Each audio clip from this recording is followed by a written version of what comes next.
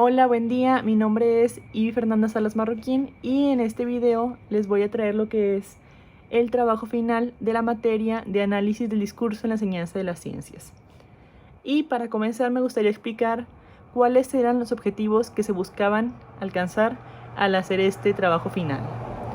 Para comenzar está el poder analizar cuál fue la estructura y la dinámica de lo que es el discurso educativo y poder ver cuáles son las estrategias de la comunicación que facilitaban la interacción y también la comprensión dentro del aula. También explorar cómo se dan las relaciones interpersonales, cómo se dan las dinámicas de cortesía, afiliación y control entre docente y alumnos. Me hubiera gustado también saber entre los mismos alumnos, pero era un poquito más complicado por el tipo de video que se realizó. Y también ver cómo se da la gestión del poder ahí mismo entre las relaciones interpersonales. Y por último, poder evaluar qué tan efectivo es el uso del lenguaje para poder lograr lo que son los objetivos pedagógicos, cómo las funciones del lenguaje y los actos de habla se involucran para que se dé este ambiente de aprendizaje. Ahora lo que voy a hacer es explicarles un poquito qué fue la descripción de este corpus.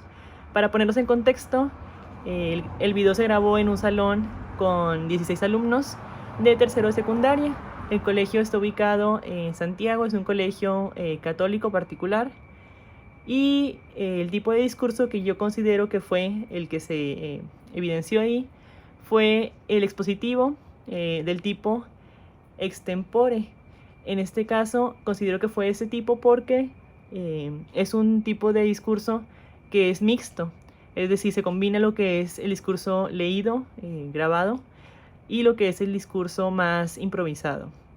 Yo considero que fue ideal en ese tema por ser algo de educación socioemocional, porque es un tema que sí se presta mucho a poder pues sí, que sea un poquito más improvisado, a que vaya saliendo la plática conforme van también participando las personas, y que sea un lenguaje más cotidiano.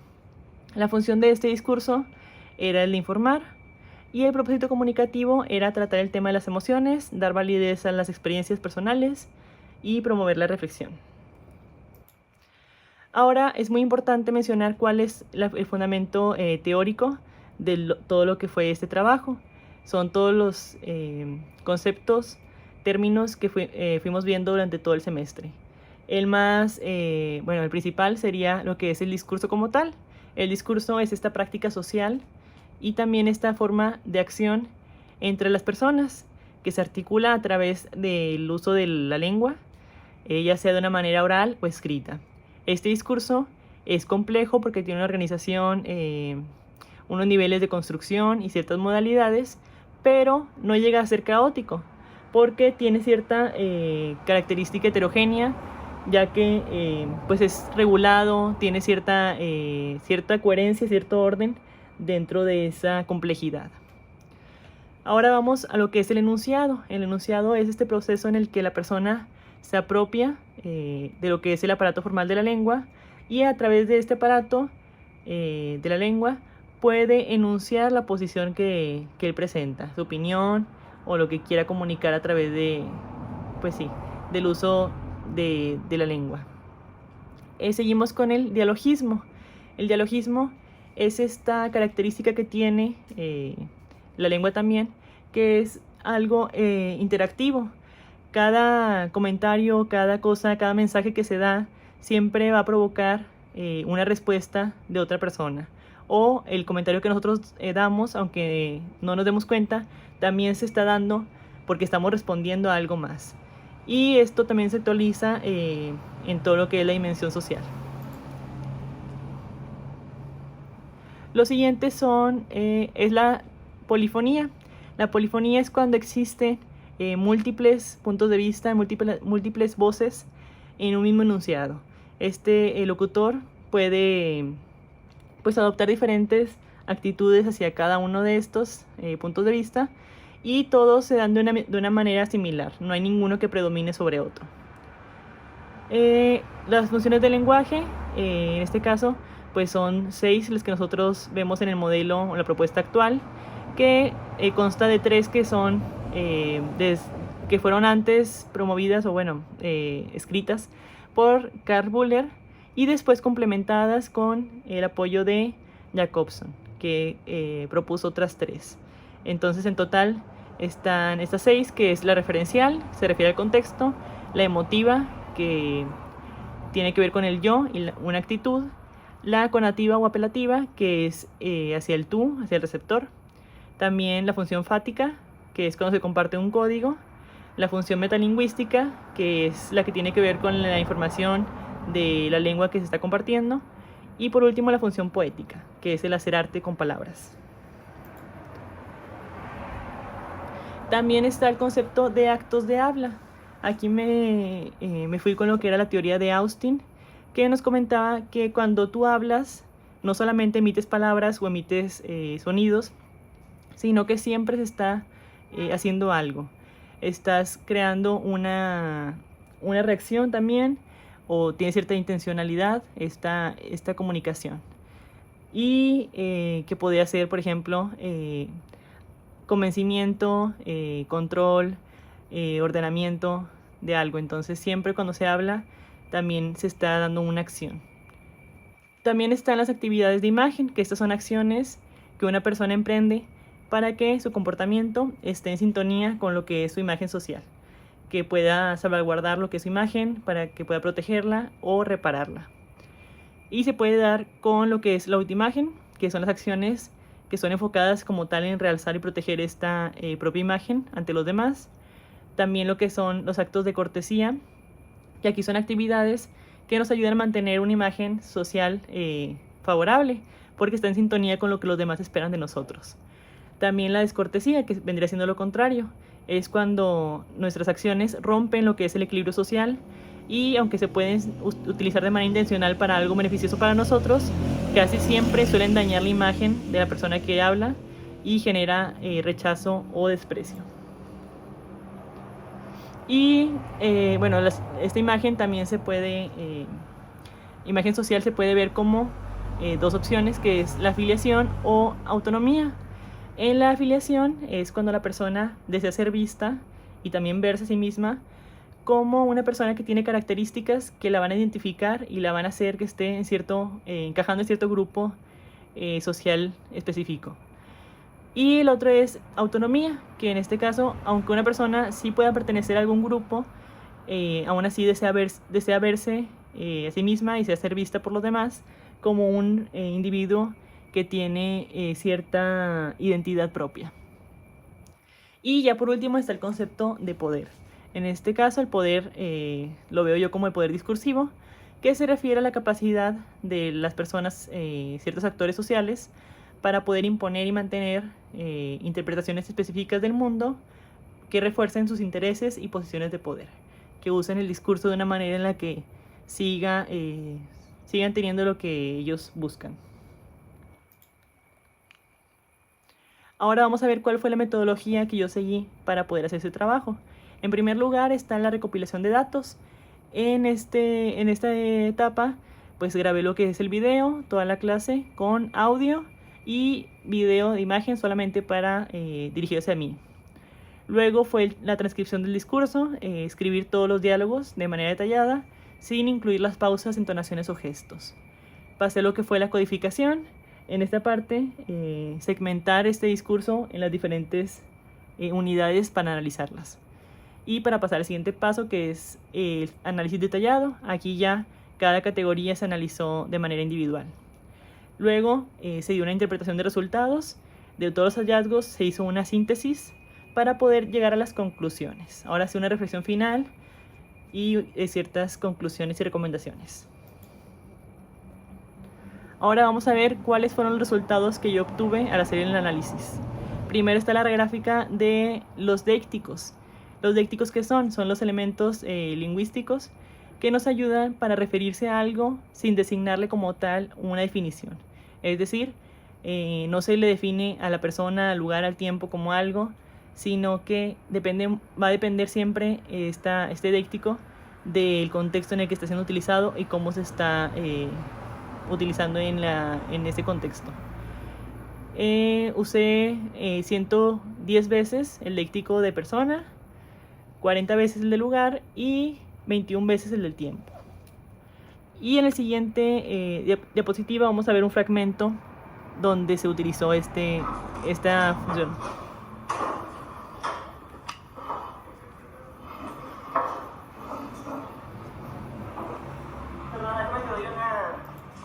Una de las rueditas. Estamos pintando las emociones. Ahí, bueno, es la emoción, o sea. En este caso se ve primero como una de las alumnas entra tarde a clases, era la primera hora y entró un poquito tarde, y ella, evitando molestar o interrumpir la clase, entra de una manera muy callada, establece contacto visual conmigo, pero no saluda ni hace ningún comentario, solamente entra callada y se sienta en su lugar. Yo la observo, termino de escribir lo que estaba haciendo en el pizarrón y inmediatamente me dirijo hacia ella para ponerla en contexto de qué es lo que estábamos haciendo. Y al analizar este discurso, esta parte que yo le di de explicación, me di cuenta de que se usan muchos deícticos y pues sí se utilizaron de una manera en la que pues le quedó clara a la persona qué era lo que tenía que hacer en la clase. Le dije primero: Fernanda, déjame, te doy una de las rueditas estas. Me refería a una imagen que estaban ellos coloreando. Estamos pintando la de las emociones. Bueno, ahí la pintas como tu compañera. Ahí se usaron varios, como les decía, varias de persona y también de lugar. Para empezar está el Fernanda, déjame.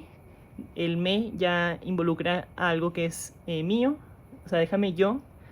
Te doy a ti una de las rueditas estas pues como un pronombre demostrativo, porque yo tenía en mi poder esas rueditas.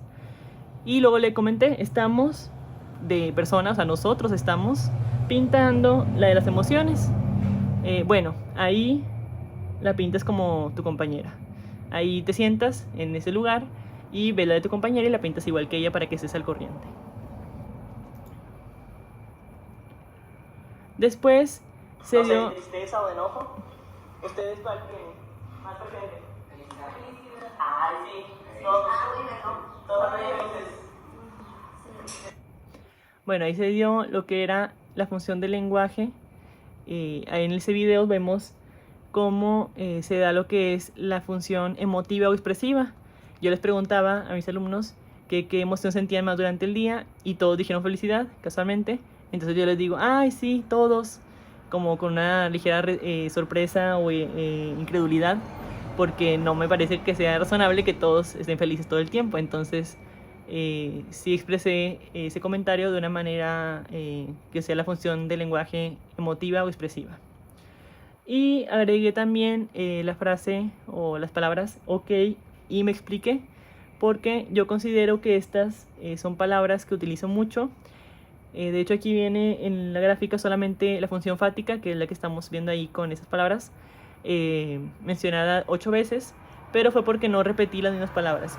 Solamente ahí agarré para esa gráfica las veces que utilizaba ese lenguaje, pero usando diferentes términos o palabras no repetidas, porque si hubiera sido repetidas realmente hubiera sido mucho más el porcentaje de la función fática. Considero que se utiliza mucho. Yo creo que porque como soy una maestra todavía muy nueva, sin tanta experiencia, aún estoy un poco insegura cuando doy clase. Me quiero asegurar 100% de que mis estudiantes están prestando atención, que están comprendiendo el tema y que está quedando todo muy claro. En la siguiente parte vamos a ver cuáles fueron los actos de habla más comunes en este discurso. Estos actos de habla son 5. Los que más usamos fue expositivos, fueron 102, donde compartíamos información, argumentábamos sobre cierta cosa. Luego está el comportativo, que fueron 6. Luego el ejercitativo, que fueron 3. Y por último el compromisorio, que fue nada más 1. Y ya queda el judicativo, que en este caso no utilizamos ese tipo de acto de habla. Aquí en la siguiente estamos viendo lo que son algunos ejemplos. Para el acto ejercitativo, pues es cuando les comentaba que levantaran la mano, que siguieran pintando, ciertas órdenes que se les da para seguir cierta dinámica en la clase. Luego el acto comportativo, cuando agradecí muchas veces por la atención, o también cuando les comenté que me gustaba mucho esa materia. Y por último, acto compromisorio, que fue nada más uno, al final de la clase, cuando les comentaba que luego vamos a seguir hablando de las emociones en esa misma materia. Y ya por último, estas dos gráficas, que es de actividades de imagen y imagen social. En actividades de imagen, la mayoría que se utilizaron fueron de cortesía y nada más una sola vez de descortesía y autoimagen. Las de cortesía se consideraron todas las que eran conversaciones donde les preguntaba algo, donde les incitaba yo a que comunicaran sus opiniones, a que dialogaran.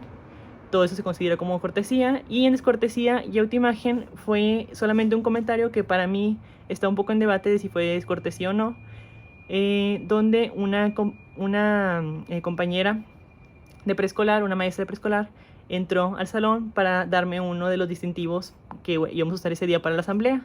Y comentó una compañera, bueno, una alumna, comenta, ay maestra, ni que se fuera a confundir con los alumnos de kinder. O sea, de una manera burlona. Yo considero que no fue algo despectivo hacia mí, simplemente pues le pareció curioso que todavía den distintivos, como si no distinguieran quién es el maestro, ¿verdad? Ya, mi respuesta fue simplemente de que no, o sea, no fue ofendida ni nada, porque yo considero que ese distintivo no se usa con esa intención, sino ya es una costumbre que sea algo relacionado con la asamblea que está ese mes. Entonces, por eso estoy en debate de si considerarlo o no es cortesía. Y también lo que es la imagen social. En este caso, se dieron 2 veces de afiliación y 2 de autonomía, donde pues en algunos casos pues convivía con los alumnos platicando algunas experiencias personales, y de otras de autonomía, donde les comentaba cuáles eran mis aspiraciones personales, qué es lo que me gustaría estudiar, o qué es lo que algunas ideas que yo tenía antes de que iniciara la carrera en la que ya después estudié, qué era lo que yo quería hacer. Entonces ahí comentaba algo más relacionado a lo que es la autonomía. Y ya por último vamos a ver las conclusiones. Para mí esta actividad realmente fue muy enriquecedora, porque me ayudó a reforzar mi creencia de que el poder de las palabras es muchísimo, es muy grande. Siempre hay que estar muy conscientes de que lo que decimos siempre va a impactar en alguien, en su manera de pensar, en su manera de ser, y siempre pues hay que pensar en eso cuando interactuamos con alguien. Y en este caso, pues como docente, es todavía mayor la responsabilidad que tenemos para poder utilizar el lenguaje de una manera efectiva, que nos ayude a comunicarnos, a educar, a dar una buena influencia, a ser una buena influencia para ellos, porque estamos influenciando a muchas personas al estar simplemente frente a ellos, frente a un aula. Pues realmente sí es mucha responsabilidad que debemos usar con mucho, pues sí, con respeto, con responsabilidad. Y también me gustaría pues finalmente seguir mejorando mis habilidades discursivas. Estas son las referencias para el trabajo que yo utilicé. Y por último, en esta parte final está un enlace a una carpeta donde está la segmentación de de esta parte del discurso, de una manera más detallada por si es de interés. Y sería todo. Muchas gracias.